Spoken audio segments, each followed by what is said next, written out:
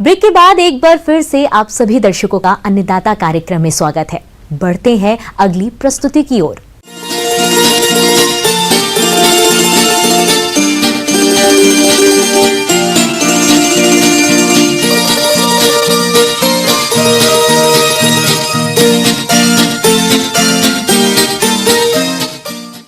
प्रदेश के जो किसान मछली पालन से जुड़े हैं वो अभी अपने पुराने तालाबों को दुरुस्त कर फिर से उपयोगी बना सकते हैं, क्योंकि समय के साथ साथ तालाबों में वर्षा जल के साथ साथ मिट्टी बहकर इकट्ठा होती रहती है, जिससे तालाब की जल धारण क्षमता कम हो जाती है। साथ ही मछलियों का आहार भी ठीक से नहीं बनता। ऐसे में पुराने तालाबों का जीर्णोद्धार कर तालाबों को फिर से उपयोगी बनाया जा सकता है। तो चलिए इस बारे में जानते हैं प्रगतिशील मत्स्य पालक नीरज चौधरी से।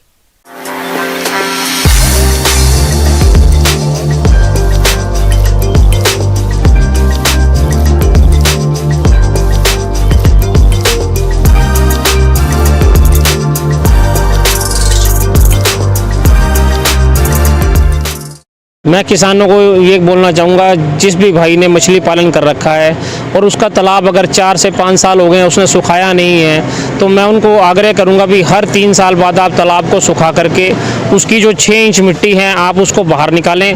क्योंकि अगर आप 6 इंच मिट्टी तालाब की बाहर निकालेंगे तो उस मिट्टी बाहर निकालने से जो आपकी तालाब की ग्रोथ है वो बहुत बेहतरीन हो जाएगी। क्योंकि 3 साल तक जब हम उस मछली उसी एक ही पानी के अंदर कर रहे हैं तो उसकी ज़मीन को ना तो धूप लग पा रही है, उसकी ज़मीन पर जितनी भी मछली का जो मल है वो इकट्ठा होता जा रहा है, जिसकी वजह से जो टॉक्सिक गैसेस हैं, अमोनिया हो गया, मीथेन गैस हो गया, नाइट्राइट हो गया, नाइट्राइट हो गया, जिन गैसेस से मछलियों को प्रॉब्लम होती है वो सभी गैस बननी शुरू हो जाती हैं, जिसकी वजह से मछलियां मरनी शुरू हो जाती हैं। दूसरा जो है पानी भारी हो जाता है, भारी होने की वजह से मछलियां जो है स्ट्रेस में रहती हैं और अच्छे से ग्रोथ नहीं कर पाती। तो इस समय गेहूँ की जो फसल है वो सब जगह कट चुकी है। आसपास के आपके तालाब के आसपास के जो खेत हैं वो सभी खाली रहते हैं।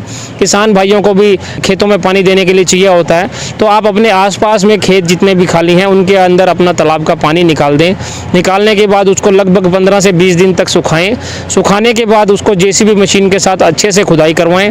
तालाब का जो निर्माण है, जो आपने रेनोवेट करना है, उसको इस तरीके से करना है भी जो उसकी जो साइडें हैं वो आप टेपर के अंदर बनाएं, ताकि जो उसके अंदर हवा का जो आवगण है वो बहुत अच्छे तरीके से, वो ऑक्सीजन अच्छे से मिक्स हो।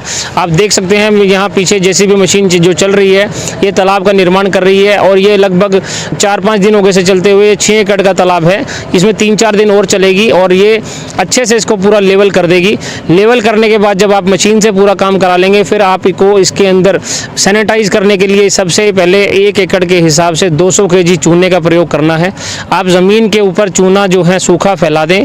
सूखा चूना डालने के बाद आपको इसके अंदर सरसों की खली जो है वो आपको 200 kg प्रति हेक्टेयर जो है सरसों खली इसके अंदर डालनी होगी शुरू के अंदर। दूसरा, इसके अंदर अगर ये पुराना तालाब है, आपने खुदाई कराई है, तो इसमें 4 ट्रॉली 1 साल पुराना जो गोबर है आप वो पूरा का पूरा तालाब की ज़मीन पे फेंक दें। और फेंकने के बाद आप इसको पूरा ट्रैक्टर से जो है इसकी जुताई कराएं। जुताई कराने के बाद आप इसके अंदर पानी भरें। पानी भरने के बाद 5 से 6 दिन तक इसको छोड़ दें। जब आप 5 से 6 दिन तक इसको छोड़ेंगे तो इसके अंदर जो नेचुरल खुराक है जिसको प्लैंकटन बोलते हैं वो अच्छे से इसके अंदर तैयार हो जाएगा। वो तैयार होने के बाद आप इसके अंदर मछली जो है अपनी स्टॉक करें। दूसरा, मैं ये कहना चाहूँगा, इसके साथ साथ आप इसके ऊपर धागा भी बांध दें ताकि जो है पक्षियां आपका नुकसान ना कर पाएँ। पक्षी बहुत नुकसान करते हैं, जो माइग्रेटरी बर्ड्स आते हैं, तो आप इसके ऊपर धागा बांध दें और उसके बाद इसमें आप मछली का बीज छोड़ें। नया तालाब हो या पुराने तालाब, अब आपको तालाब में प्राकृतिक आहार तैयार करने के लिए खाद और चूने का प्रयोग करना है, जिसका सही समय जून का महीना होता है। 10 दिनों के बाद आप तालाब में पूरा पानी भर दीजिए, यानी 1.5 मीटर तक। इसके बाद आप मछली बीज तालाब में डालें। इस व्यवसाय से अधिक लाभ के लिए कार्प मछलियों की 3 या 6 प्रजातियों का पालन करें।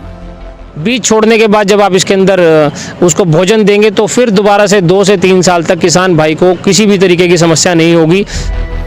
यदि मछली तालाब सदाबहार है तो उनमें आमतौर पर जलीय खरपतवार अधिक उगते हैं।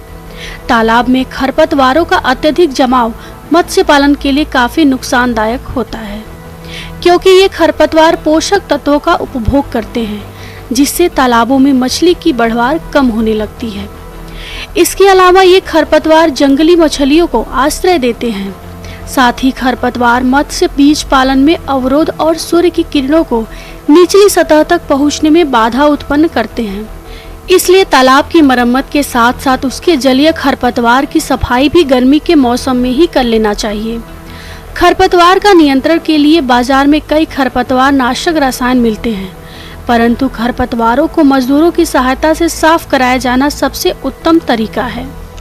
दूसरा मैं एक चीज़ और कहना चाहूँगा, इसके अंदर एरिएटर जरूर लगाएं ताकि रात के समय में 12 बजे से लेकर सुबह 6 बजे तक जब हमारा ऑक्सीजन लेवल जो है कम होता है, क्योंकि उस समय के अंदर पानी के अंदर भी जो पौधे होते हैं वो भी ऑक्सीजन लेते हैं, मछलियाँ भी ऑक्सीजन लेती हैं और जो बाहर के हमारे पौधे होते हैं वो भी हमारे पानी से ऑक्सीजन जो है खींच लेते हैं। तो उस समय जो है कार्बन डाइऑक्साइड की जो मात्रा है वो ज़्यादा हो जाती है और फोटोसिंथेसिस ना होने की वजह से जो ऑक्सीजन के अंदर मछलियाँ हैं कई बार उन्हें सांस लेने में दिक्कत होती है। तो उस समय अगर आप 12 बजे से लेकर सुबह 6 बजे तक के बीच में आप एरिएटर जो इस्तेमाल करेंगे तो कभी भी किसान भाई का जो है नुकसान नहीं होगा। मैं किसान भाइयों को यही सलाह दूंगा भी आप ज़्यादा से ज़्यादा संख्या के अंदर मछली पालन को अपनाएं और ये एक बहुत बेहतरीन व्यवसाय है।